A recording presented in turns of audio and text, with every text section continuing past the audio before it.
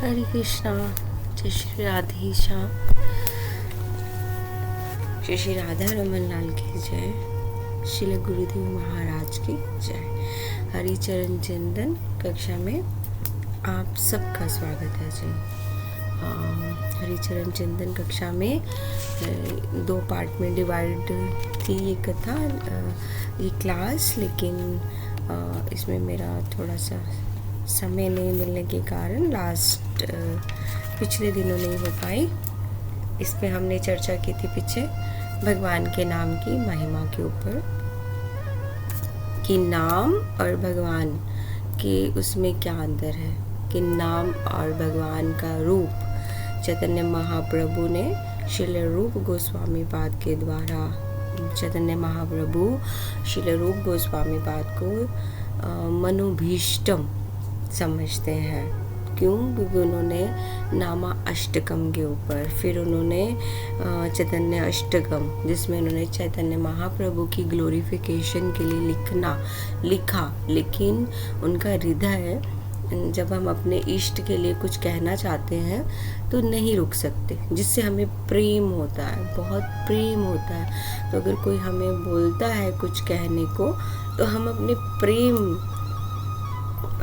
प्रेम का बखाना, कि जिसे हम प्रेम करते हैं वो ऐसे है, वो ऐसे, उसके गुणगान करते हुए हमें शब्द कम पड़ जाएंगे, समय कम लगेगा और ऐसा लगेगा कि ये भी कम है, उसमें तो बहुत सारे गुण हैं। तो चैतन्य अष्टकम लिखते हुए, चैतन्य अष्टकम मीन्स ग्लोरीज ऑफ महाप्रभु। तो जब उन्होंने स्तव माला का बताया था, स्तवा माला क्या है? स्तवा माला जो हम खुद, जैसे आप कोई भी पर्सन अपने प्रेमी भगवान इष्ट के लिए जो लिखता है, अपने भाव प्रकट करता है, उसको बोलते स्तवा माला। और जो हमें शास्त्रों के द्वारा मिलता है, उस मुनियों ऋषियों, तो वो है जैसे शिव पार्वती संवाद, जैसे हमें बहुत सारे मिलते हैं ना, तो उसको हम बोलते स्त्रोत, मतलब किसी से हमने किसी चीज़ से मिला है। जैसे हम भागवत गीता से कुछ कहेंगे तो भागवत गीता स्त्रोत है, तो जो स्तवमाला है वो स्वयं की है। ऐसे हमने पिछली क्लास में इसके ऊपर चर्चा की थी। श्रील रूप गोस्वामी पाद के द्वारा चैतन्य अष्टकम, कृष्ण अष्टकम, राधा अष्टकम, राधा कृष्ण अष्टकम, राधा कृष्ण का विरह के ऊपर, मतलब श्रील रूप गोस्वामी पाद के द्वारा रचित है ये सब। और नामाष्टकम के 8 श्लोक है। बलदेव विद्याभूषण जी ने उसके ऊपर कमेंट्री मीन्स टीका किया है, लेकिन भक्ति विनोद ठाकुर जी ने भी उसके ऊपर टीका किया है। और श्रील प्रभुपाद वो 1st और 6th श्लोक के ऊपर कोट करते हैं, मैक्सिमम कोट करते हैं। तो हमने पहला श्लोक थोड़ा इस तरह गाया था, निखिला श्रुति मोली रत्नमाला, निखिला श्रुति मोली रत्नमाला, धुति निराजित पाद पंकजात। मतलब निखिला श्रुति मतलब जैसे हम सब जानते हैं, श्रुति वेद होते हैं। निखिला मतलब मूल, रत्नमाला जो पिरोई हुई है, माला वेदों, 4 वेद, ये मैं शॉर्ट में बता रही हूँ, पिछली कक्षा 4 वेद हैं, वेदों के आगे 4 भाग हैं, उसमें ब्रह्म संहिता ऐसे करके ना, लेकिन हम उसको ऐसे भी गा सकते हैं, ब्रह्मचारी, गृहस्थ, वानप्रस्थ, गृहस्थ, ऐसे इसको हम गा सकते हैं। तो उपनिषद, लेकिन सबका सार क्या है? उपनिषद, सबका सारा उपनिषद, वो हमें उपनिषद से मिलता है और वेदों का एंड है। क्यों? उपनिषद क्या है? जैसे उपनिषद एक साइंस है, उपनिषद एक साइंस है। जैसे वेदों में आता है हमें ये करना है, वो करना है, वो उपनिषद हमें क्या बताएंगे? वेद बताएंगे यज्ञ करो, ये करो, लेकिन उपनिषद आके क्वेश्चन कर देंगे, ऐसा क्यों करें? वेदों का ये काम, उपनिषद का ये काम है, वेदों का काम है हमें बताना, और उपनिषद हमें इस तरह बताते हैं। तो ये मूल है। जैसे उपनिषद में, इसके ऊपर मैंने चर्चा की थी ना, कि जैसे वेदों में है, ऋग्वेद में है अग्निस्तुति, तो उपनिषद आके वहाँ क्वेश्चन खड़ा कर देते हैं कि थोड़ा इसको हम जल्दी कवर करते हैं। उपनिषद उसमें क्वेश्चन कर देते हैं, अग्निस्तुति क्यों? क्या अग्नि स्तुति करने से हमारा हृदय शुद्ध हो जाएगा? उस पर क्वेश्चन करते हैं कि अगर 100% होता है तो फिर करेंगे। फिर उन्होंने बताया कि गीता भी रीडिज़ाइंड है, उपनिषद बताते हैं, क्योंकि गीता में भी 3 भागों में डिवाइड है। तो सेम लास्ट जैसे ज्ञान योग है, कर्म योग है ना, भक्ति योग है, तो वेद एग्जैक्टली सेम वेद है, उसमें भी सेम बताया है। गीता को उपनिषद भी कहते हैं, गीतोपनिषद भी कहते हैं, और मीन्स कि वो महाभारत का ही एक पार्ट है। तो लेकिन जो वेद हैं वो तो टीचिंग पैटर्न पे है ना, टीचिंग पैटर्न पे है, तो एग्जैक्टली सेम ही वो हमें भागवत गीता में भगवान ने बताया। एक टीचिंग ही है ना, वो भगवान हमें बता रहे हैं, वेद भी सही है। तो लास्ट वाले में 12 अध्याय में गीता के भगवान कृष्ण अर्जुन को बताते हैं कि अब मैं तुम्हें गुह्यतम मतलब गूढ़ रहस्य की बात अब बताने जा रहा हूँ। अब भक्ति समझने के लिए अगर कोई जल्दी करेगा वो नहीं समझ आएगी। अगर हम बोले आज ही हमें हमारे मेंटर मिले हैं या हमारे शिक्षा गुरु मिले हैं, उन्होंने हमें भक्ति का रास्ता बताया, उन्होंने बोला जप कीजिए, नाम जप कीजिए, नाम हरि नाम, सिर्फ इसी में सब कुछ है। तो हम उन्होंने आज बोला ठीक है तुम आज पहले 2 माला कर लो। तो उनको पूछेंगे आप कितनी करते हो प्रभु जी, तो वो बोलेंगे मैं तो 16 करता हूँ। तो फिर मन में एकदम से आ जाएगा नहीं मैं भी आज ही 16 करूँगी या करूँगा। यहाँ हम गलती कर लेते हैं, जो हम आहिस्ता थोड़ी थोड़ी सीढ़ी चढ़ते हैं ना वही बेस्ट होता है। अगर शिक्षा गुरु ने बोला है 2 माला करो तो 2 ही करनी है। फिर उन 2 को प्रैक्टिस करते करते करते अच्छे से कीजिए। मैं तो बोलती हूँ 1 मंथ कीजिए, उसके बाद आपको लगे कि मैं कर सकता हूँ, फिर अपनी शिक्षा गुरु की आज्ञा लीजिए कि क्या मैं ऐसे कर सकती हूँ, क्या मैं आगे कर सकता हूँ। अगर शिक्षा जिसको भी आप मानते हो, पत्थर भी शिक्षा गुरु हो सकता है। वैसे तो शास्त्रों में लिखा मानो तो पत्थर भगवान, तो अगर आप उनसे बात करोगे तो वो आपको रिस्पॉन्ड करेंगे, 100% रिस्पॉन्ड करेंगे कि मुझे आगे बढ़ना है। सच में रिस्पॉन्ड करेंगे। इसको आप अपने जीवन में लागू करके देखिए, तो फिर उसके अकॉर्डिंग आप अपने इस भक्ति पथ के ऊपर चलिए। अगर ऐसे करेंगे कि नहीं मुझे जल्दी जल्दी वो लास्ट वाली सीढ़ी पे पहुंचना है, और जल्दी जल्दी जैसे वो सीढ़ी पे पहुंचेंगे उल्टे मुंह गिरेंगे, और भक्ति में डाउनफॉल तो होता ही है। वो ऐसा डाउनफॉल होगा कि ऊपर नहीं उठा जाए। जल्दी नहीं जाना है। और कृष्णाष्टकम में श्रील रूप गोस्वामी पाद ने बताया, उपनिषद 232 है, ये मेन इम्पॉर्टेंट बता रही हूँ, 232 है लेकिन अवेलेबल हैं जो हमारे पास, बाकी खो गए हैं। 108 मेन है, और 108 में भी सिर्फ 12 प्रिंसिपल्स जो मेन है वो हमारे पास है। और इसमें भी अलग अलग, जैसे शंकराचार्य और माधवाचार्य इनके बीच में थोड़ा वो है कि वो बोलते हैं कि ये क्लियर नहीं है। एनीवे उपनिषद किसके बीच में मुझे हमें नहीं पढ़ना है, जो सीनियर्स हैं वो उच्च वैष्णव हैं सब, तो जो 12 ही हैं। लेकिन मेन चीज़ जो हमें सीखनी है, चाहे 12 हो, चाहे 108 हो, चाहे 232 हो, उपनिषद चीख चीख के चिल्ला चिल्ला के यही बोल रहे हैं। क्या बोल रहे हैं कि भगवान का नाम और भगवान एक है। अगर इस बात को हम गांठ बांध लें तो हमें कुछ भी करने की ज़रूरत नहीं है। भगवान का नाम, भगवान एक है। यहाँ तक कि पुराणों में भी ये मेंशन है। भागवतम तो सबसे उच्च पुराण है, बहुत बार स्वर्ग में बहुत सारी परीक्षाएं हुई हैं। श्रीमद् भागवतम सबसे उच्च ही माने गए हैं। तो श्रील रूप गोस्वामी पाद ने इन श्लोकों में मायावाद को ख़त्म किया है, लेकिन सार यही उन्होंने दिया है कि भगवान का नाम, भगवान का रूप, भगवान का सुंदर मुख सब एक। तो इसके ऊपर हमें कुछ भी वो करने की ज़रूरत नहीं है। अच्छा होगा कि हम इसको माने कि भगवान का जो उपनिषद हमें कह रहे हैं, भगवान का नाम रूप इक्वल है। यहाँ तक कि जो मुक्त लोग हैं, ज्ञानी जो ध्यान में है, वो भी सिर्फ नाम, हम लोग सोचते हैं वो ध्यान में बैठे, लेकिन वो कर क्या रहे हैं, नाम ना, भगवान के सुंदर मुख को, चरणों को अपने सामने लाके भगवान का नाम स्मरण कर रहे हैं। चाहे ध्यानी है, योगी है, सन्यासी है, बहुत हिमालय पे जाके तपस्या कर रहे हैं, कर क्या रहे हैं, हठ योग वाले भी हैं, वो भी कर रहे हैं, कर क्या रहे हैं, भगवान का नाम है, तो सिर्फ नाम। गृहस्थ के लिए और भी इजी है। तो इस पे हमने चर्चा की थी लास्ट कक्षा में। भगवान के नाम, कलयुग का अवतार, सबके ऊपर चर्चा की थी कि कोई पापी से पापी इंसान भी कलयुग में नाम से मुक्त हो सकता है। तो भगवान का नाम, यहाँ तक हमने चर्चा की थी कि भगवान का नाम एक चिंगारी है। जैसे बहुत सारा कॉटन हो, उसमें एक चिंगारी से सारा कॉटन ख़त्म हो जाता है, ऐसे ही कोई बहुत हम ही हैं, पापी हैं, तो हरि नाम करने से हमारे पाप खत्म हो जाएंगे। लेकिन हमें विश्वास नहीं है, तिल मात्र भी अगर हमें बेवांत पे विश्वास हो जाए तो इससे बड़ी बात क्या है। तो आज हम सेकंड कक्षा शुरू करते हैं। उससे पहले मंगलाचरण उच्चारण।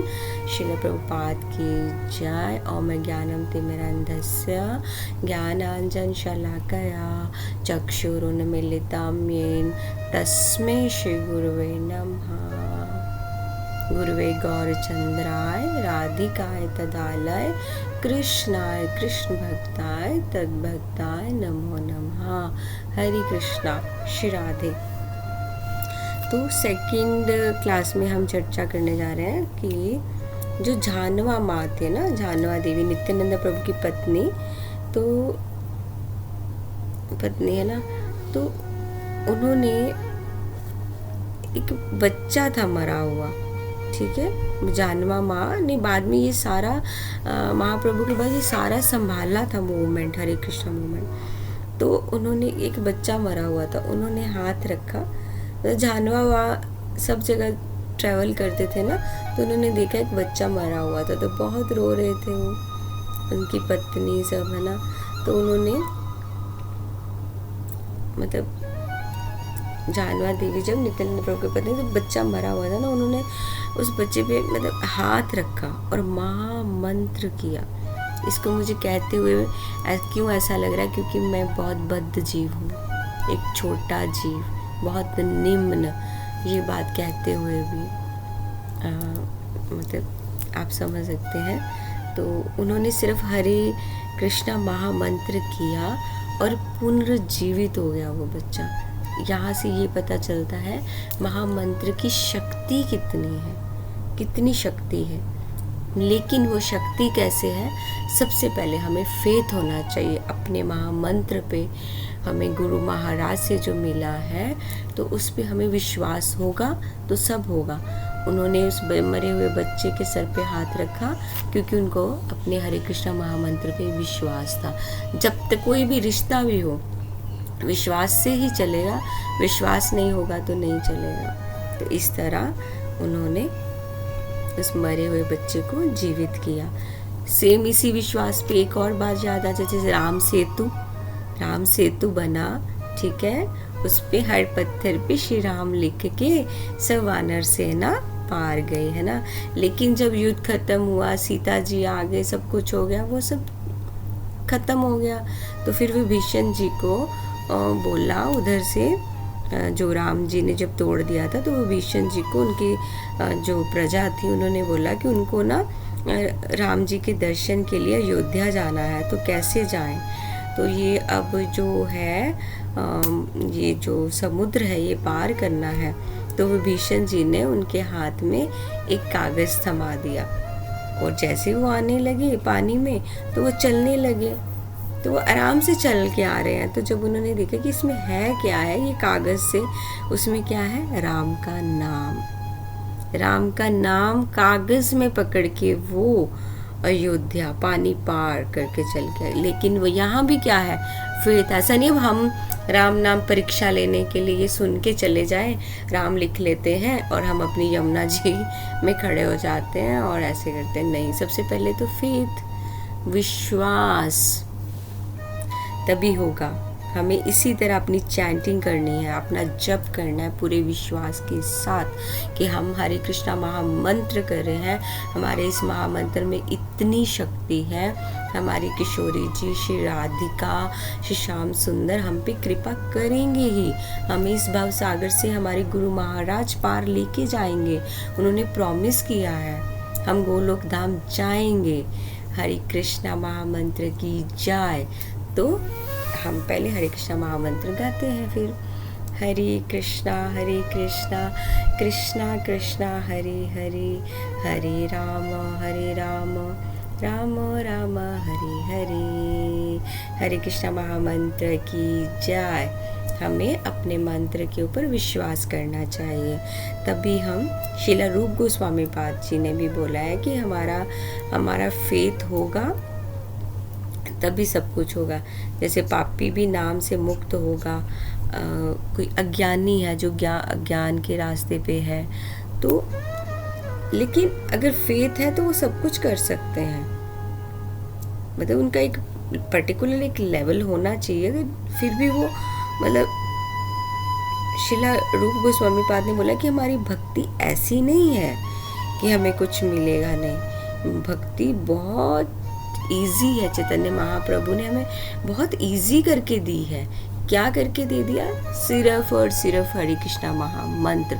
महाप्रभु तो जो 1 लाख हरि नाम करते थे, महाप्रभु उन्हीं के घर पे प्रसाद पाते थे। लेकिन श्रील आप सब जानते हैं, श्रील प्रभुपाद ने हमारे लिए बहुत इजी कर दिया। उन्होंने बोला कि हम सब, प्रभुपाद ने बोला, प्रभुपाद तो नहीं, प्रभुपाद हम लोगों के लिए कि ये जो आने वाले जीव हैं ये बहुत ही लेजी हैं और इनको फ़ोन के साथ इनके बुरे हाल हो जाएंगे, इसलिए इनको सिर्फ 16 माला करनी है। 16 के ऊपर हमें बांध दी, लेकिन 1 लाख करना है। और तीसरा क्या है, जो तीसरा क्वेश्चन ही आता है एक किस्म का कि क्या नाम करने से हमारे पाप खत्म होते हैं? क्या ये पाप खत्म करता है? तो हाँ, चैतन्य महाप्रभु के पास इस पे ये है, चैतन्य महाप्रभु के पास उनके दोस्त आए। गदाधर पंडित जी से पूछा कि, गदाधर पंडित जी ने पूछा कि मुक्ति क्या है, what is the definition of मुक्ति? तो उन्होंने बोला पतंजलि सूत्र से देखें तो दुख निवृत्ति है ना, दुखों की निवृत्ति हो जाएगी, दुखों से छूट जाएंगे, हो गई मुक्ति। तो महाप्रभु ने कहा ठीक है, ठीक भी है लेकिन ठीक भी नहीं है। महाप्रभु ने दोनों तरफ बोला कि, पूरा बोला भी नहीं उन्होंने, तो उन्होंने बोला कि अभ्यास से पूरा मतलब सही भी नहीं है और सही भी है। तो रूप गोस्वामी पाद ने बताया कि उन्होंने बताया कि नामाभास मतलब पूरा नाम नहीं, ऐसे भी आभास से भी कई बार गलती होती है ना, कि इमीडिएटली आपके अंदर कुछ छुपी हुई भावनाएं एक्टिव हो जाए, कुछ ऐसी अंदर छुपी हुई है कि वो एक्टिव हो जाए। जो अंधे हैं, हम अंधे ही हैं। भक्ति क्या है, प्रेम क्या है, भगवान का नाम, दिशा क्या है? नामाभास। नामाभास मतलब नाम का आभास होना। श्रद्धा से लेंगे तो नाम का आभास होगा, हर समय होगा। हम कितनी सारी सोसाइटी में, समाज में बैठे होंगे, फिर भी वो हमारा जो नामाभास है ना, वो सबके बीच बैठे भी हमारी आंखों में अश्रु ले आएगा, क्योंकि हम कनेक्ट ही अपने नाम के साथ है। बेशक हम हमारे चारों तरफ बहुत से, हम एक मीटिंग में बैठे हैं, हम कान से सुन रहे हैं, लेकिन अपने अपने नाम के साथ हम कनेक्ट हैं। हमारा दिमाग हमारे हरि नाम के साथ है, और वो करते करते हमारी आंखों में अश्रु भी आ जाएंगे। वही दिन होगा, उसको नोट कीजिएगा। जिस दिन वो पहला आंख में आंसू आएगा ना, उस दिन आप सोचना कि सच में आपने भक्ति को टच किया है। सच में ये है, नाम अगर प्रेम श्रद्धा से करेंगे ना तो बहुत पावर मिलेगी, इसमें नो डाउट। कि मुझ में इतनी पात्रता नहीं है, कि मुझे नहीं पता मैं क्यों नाम के ऊपर बोल रही हूँ, मुझ में इतनी पात्रता नहीं है, तो फिर भी करना चाहिए नाम। और जिसको आप अपना शिक्षा गुरु मानो, उसको कभी भी फिर अगर आप उनसे ऊपर भी चले जाते हो ना तो शिक्षा गुरु को खुशी होगी, लेकिन उनको कभी भी डाउन मत करो। अगर उनकी तरफ से आता है तो वो आपको ब्लेसिंग्स है कि वो आपको ठुकराए, दैट मीन्स कि वो आपको और अच्छा कर रहे हैं, लेकिन आप अपना फर्ज निभाइए। या तो फिर शिक्षा गुरु मत बोलिए, अगर आपने उनको चुना है ना फिर उनको पूरा उनके साथ निभाइए, क्योंकि उन्होंने आपको ये नाम का रास्ता बताया है, गुरु तक पहुंचाया है। तो नाम ही ऐसा है कि जो हमें इतनी दूर तक ले जाएगा। गौर किशोर दास बाबा जी, वो तो अनपढ़ थे वो, तो नाम से ही उनको सारे सिद्धांत आ गए थे, सिर्फ नाम से पूरे सिद्धांत आ गए थे। बार बार नाम लेने से फेथ आएगा हम में, पात्रता भी आएगी, वैसे पात्रता नहीं लेकिन नाम से आएगी, नाम से भक्ति रस भी देगी। और हम सोचेंगे कि हम नाम लेते हैं, कुछ कृपा नहीं है। वो क्यों नहीं है? क्योंकि हमें 100% विश्वास नहीं है। जिस दिन बस एक ही चीज़ आप नोट कर लीजिए, जिस दिन आपको सबके बीच में बैठे हुए भी आप अपने हरि के नाम के साथ जुड़े हुए हैं ना, तो आपकी आंखों में जो अश्रु आ गया ना, उस दिन समझना कि आप सच में भगवान के साथ जुड़े। किसी पर्टिकुलर पर्सन को याद करके अगर आंसू आएगा वो नहीं, अपने इष्ट को याद करके अगर आएगा तो वो है, अदरवाइज नहीं। भगवान के नाम की पावर है, नाम सुनने से विश्वास, हमारा विश्वास अगर नहीं हम गा सकते तो हमें सुनना चाहिए। भगवान का नाम सुनने से एक पावर आती है, पावर आती मतलब भगवान पावर मिलती है, विश्वास आएगा। पावर वो क्या पावर है? विश्वास आएगा, बिलीव आएगा, फेथ होगा। भगवान के नाम से असंभव से भी असंभव चीज़ें संभव हो जाएगा। इतना बड़ा भगवान के नाम का प्रभाव है। अजामिल की कथा इसके ऊपर है। आप चाहो तो आप अब भी अपने नेट पे लिखिए अजामिल की कथा। वो अपने बेटे को सारी जिंदगी अपराध किए, लास्ट में अपने बेटे को नारायण नारायण नारायण नारायण नारायण ही बोलता था। सिर्फ नारायण बोलते ही भगवान के पार्षद आए उनको लेने के लिए, यमराज से कोई संबंध नहीं था। तो हमें भी अपना सबके बीच में रहते हुए अपने हरि नाम के साथ अंदर ही अंदर एक कनेक्टिविटी बना के रखनी है, किसी को पता भी नहीं चले, और हम अंदर ही अंदर अपनी किशोरी जी से, अपनी श्यामा जू से, अपने कृष्ण से हम अटैच्ड हैं, उनके नाम के साथ अपने राधा रमन लाल बिहारी के साथ जुड़े हुए हैं। तो आज की कक्षा को, ये सेकंड कक्षा को, नाम महिमा को हम यहीं पे विराम देते हैं। किशोरी जी के चरणों में प्रणाम। मेरी वाणी से आपको कुछ कष्ट पहुंचा हो उसके लिए मुझे एक बद्ध जीव समझ के माफ़ कीजिएगा। वांछा कल्पतरुभ्यश्च कृपा सिंधु भयवच पतिता नाम पावनेभ्यो वैष्णवेभ्यो नमो नमः। हरे कृष्णा। जय जय श्री राधे श्याम। श्री श्री कृष्ण बलराम की जय। शिला प्रभुपाद की जय। शिला गुरुदेव महाराज की जय। जय जय श्री राधे श्याम।